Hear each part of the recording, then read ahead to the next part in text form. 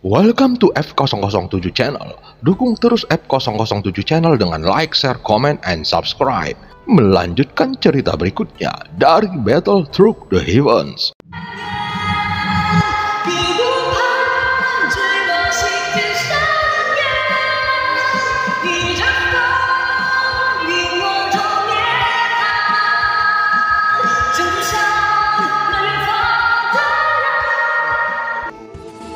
Selamat beraktivitas dan terima kasih atas dukungannya selama ini. Semoga semua sobat F007 selalu diberikan kesehatan dan rezeki yang berlimpah. Amin ya robbal alamin.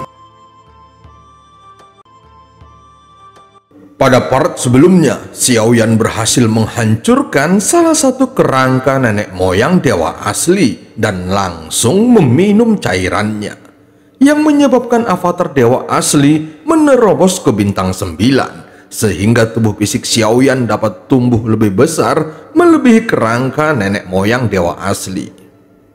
Saat ini langit dipenuhi dengan pasir kuning yang menghalangi sinar matahari. Di tengah hembusan angin dan pasir, tampak seorang raksasa berdiri tegak seperti tembok kota. Pemandangan ini sangat mengejutkan dan terdengar suara tumpul bergema di sana. Itu adalah tinju Xiaoyan yang seperti bintang besar jatuh dari langit. Pada saat yang bersamaan, kekuatan pukulan ini membuat Jimmy berkeringat dingin. Dia berpikir, untungnya pukulan ini tidak ditujukan kepadanya. Tinju yang seperti cahaya obor di pasir kuning membuat langit seolah-olah terguncang dan membentuk badai tinju yang kuat. Selanjutnya tinju Xiaoyan yang dipenuhi cahaya keemasan langsung menghantam kerangka dewa asli. Melihat adegan ini, Jimmy langsung mundur sedikit. Tentu saja dia tidak ingin terkena dampak pukulannya. Sementara Jonggu dan yang lainnya telah mundur terlebih dahulu dari medan perang. Mereka menatap raksasa yang menutupi langit dan mereka bahkan merasakan tekanan keabadian yang tidak lebih lemah dari tekanan keabadian para dewa. Di antara rumor yang beredar, dikatakan bahwa dewa asli dapat menghancurkan bintang dengan tangan kosong. Sepertinya rumor itu memang benar. Jimmy bergumam pelan sambil terus menyaksikan tubuh Xiaoyan yang besar. Tentu saja, dewa asli tidak hanya memiliki tubuh fisik yang besar, namun ketika tubuhnya terus membesar, energi dan kekuatan darahnya juga terus meningkat. Jika dewa asli benar-benar mencapai titik di mana dia dapat menjepit bintang-bintang dengan tangannya, maka kekuatannya tidak akan terbayangkan. Sepertinya Jimmy masih terus berpikir. Sekarang dia menyaksikan Xiaoyan dapat memecahkan kerangka dewa asli ini dengan kekuatannya sendiri. Saat ini tinju Xiaoyan tiba-tiba jatuh. Jimmy segera mundur lagi ke samping Jonggu. Tatapan Jimmy dan yang lainnya fokus saat melihatnya. Mereka juga ingin melihat seberapa kuat pukulan Xiaoyan saat bertabrakan dengan kerangka dewa asli. Pada saat ini, tinju Xiaoyan tiba-tiba bergetar dan dia melayang di atas kepala kerangka dewa asli. Tetapi ini bukan karena Xiaoyan berniat berhenti. Ketika semua orang ragu, tiba-tiba terlihat ada udara putih yang melonjak dari depan Xiaoyan. Dalam sekejap, sebuah tinju yang lebih besar dari tinju Xiaoyan muncul dan keduanya saling bertabrakan dengan keras. Dampaknya mengubah pasir di sekitarnya menjadi badai yang kuat, sehingga membentuk angin puting beliung yang menutupi langit dan matahari. Gelombang tabrakan tinju ini langsung menyapu ke sekelilingnya. Saat tinju mereka bertabrakan, keduanya menarik kembali lengannya. Dengan satu jentikan, dari udara putih di depan Xiaoyan muncul sesosok raksasa. Di antara alisnya ada 9 tanda bintang dewa asli muncul. Namun jika diperhatikan dengan teliti, selain tanda bintang 9 di antara alisnya, raksasa ini juga memiliki tanda bintang di matanya, dan itu adalah tanda bintang ke-10. Sungguh aku tidak menduga sebenarnya ada seorang dewa asli yang berani masuk ke istana Wuku. Sungguh sebuah keberanian yang sangat besar. Suara membosankan tiba-tiba keluar dan Xiaoyan mengerutkan kening mendengarkan apa yang dikatakannya. Mungkinkah dewa asli yang ada di depanku ini penguasa Istana Wu? Xiaoyan bergumam pelan dan segera melihat ke sekeliling, namun dia tidak menemukan bangunan apapun, atau lebih tepatnya, di bawah angin dan pasir ini tidak mungkin ada istana. Dengan kondisi alamnya, tidak mungkin bangunan apapun bisa bertahan di sini. Jadi sepertinya Istana Wu menjadikan langit dan bumi sebagai istananya. Dan disinilah letak istana itu berada. Sepertinya memang ada yang tidak beres dengan wanita itu. Penguasa Istana Wu sebenarnya belum terbunuh. Lalu apakah gambar sisa yang dia berikan padaku juga palsu? Mata Xiaoyan menjadi dingin saat memikirkan hal ini. Untungnya aku tidak mengalami kerugian apapun. Apakah kamu penguasa Istana Wu? Xiaoyan bertanya dengan dingin dan menatapnya penuh keraguan. Bukan. Kamu tidak memenuhi syarat untuk bertemu dengan penguasa Istana Wu.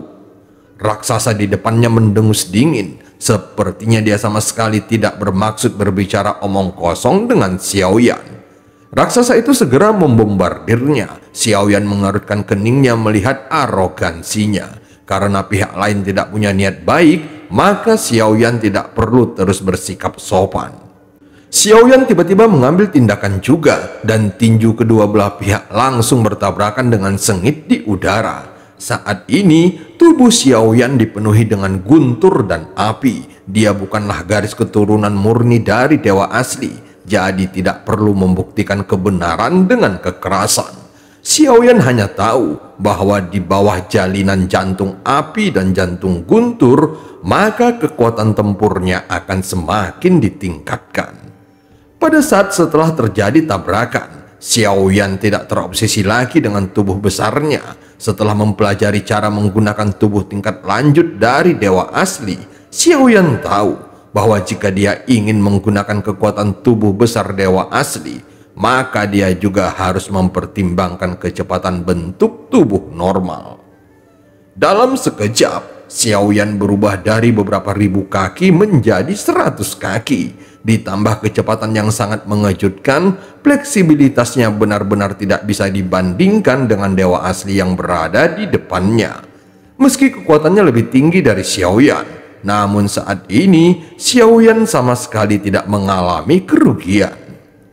Tinju Xiaoyan tidak hanya bersinar dengan cahaya keemasan, namun setiap pukulannya dilapisi api dan guntur. Keunggulan dalam kecepatan membuat Xiaoyan sedikit lebih unggul untuk sementara waktu. Dia terus meninjunya, dan sekarang tampilan sosoknya menjadi sedikit memalukan. Jelas kekuatan raksasa itu berada di atas Xiaoyan, namun dia masih tidak bisa mengimbangi kecepatan dan sumber kekuatan absolut Xiaoyan. Saat Xiaoyan menyadari tanda bintang tambahan di matanya, itu cukup untuk menunjukkan bahwa kekuatannya sudah di atas bintang 9. Adapun apakah dia telah mencapai alam leluhur, itu masih belum diketahui. Dewa asli yang berada pada tingkat alam leluhur sebanding dengan keabadian para dewa. Jika dewa asli ini benar-benar mencapai alam leluhur, maka kekuatan tubuh fisiknya seharusnya cukup untuk menghancurkan Xiaoyan. Ini menunjukkan bahwa dewa asli di depannya hanya sedikit lebih kuat dari Xiaoyan dan belum mencapai alam leluhur. Selama itu bukan dewa asli ranah alam leluhur, maka dengan mengandalkan kekuatan dewa asli bintang 9, sejauh ini Xiaoyan masih bisa bertarung dengannya. Ini adalah dewa asli terkuat yang pernah dia lihat. Hanya saja, dewa asli ini juga merupakan eksistensi yang berada di dalam sungai waktu yang panjang, sehingga Xiaoyan tidak bisa mengambilnya. Dia hanya bisa melawannya, dan jika mendapatkan beberapa wawasan darinya, maka itu bisa dianggap sebuah hadiah. Saat ini serangan Xiaoyan seperti hujan. tubuh fisiknya terus berubah antara 1000 kaki dengan 100 kaki. Keterampilan 82 tinju para dewa diledakkan secara gila-gilaan dengan kekuatan jantung api dan jantung guntur. Saat ini, dewa asli dipukuli secara acak, tubuhnya tampak berlumuran darah. Beberapa tulang dada dan tulang rusuknya patah, sepertinya cederanya terlihat serius. Namun hanya Xiaoyan dan Cime yang tahu kebenarannya. Selama pihak lain masih berdiri, bahkan luka-luka ini tidak berarti apa-apa. Walaupun Xiaoyan mengeluarkan jantungnya, itu sama sekali bukan cedera serius. Ketika dewa asli mengambil nafas dalam-dalam, kemudian kekuatan ki dan darah yang kuat dapat menyembuhkan luka-lukanya secara instan. Jika pertarungan antara dewa asli tidak sepenuhnya menghancurkan, maka ini akan menjadi pertarungan yang panjang. Bagus sekali, tubuh dewa aslimu sangat kuat. Penguasa istana pasti akan menyukai tubuhmu. Tapi sebelum itu, aku harus memberitahumu bahwa keterampilan bertarung yang buruk itu hanya akan membuang-buang kekuatan dewa asli yang sebenarnya. Sosok raksasa itu berkata dengan dingin, seperti yang diharapkan, hanya dengan menarik nafasnya dalam-dalam dan mengeluarkan hembusan nafas putih. Semua lukanya sekarang langsung sembuh. Pada saat tinju Xiaoyan menyerang lagi, kecepatan raksasa itu tidak meningkat. Namun telapak tangannya terulur dan meraih tinju Xiaoyan. Mata Xiaoyan menyusut. Dia segera menendangnya dengan lututnya mengarah ke perutnya. Raksasa dewa asli segera mengangkat tangannya dan menangkis serangan Xiaoyan dengan sikunya. Lalu telapak tangan Xiaoyan meledak dengan kekuatan yang menakjubkan. Xiaoyan langsung mengangkat kakinya dan menyapu ke arah kepalanya lagi. Dewa asli ini masih merespon dengan cepat. Dia sama sekali tidak menahan diri. Hanya saja tidak ada rasa takut di mata Xiaoyan. Sebaliknya, justru menunjukkan kecemerlangan. Sebelumnya dia sengaja menunjukkan kelemahannya, dan sepertinya dia hanya ingin melihat pertempuran dewa asli yang ada di depannya.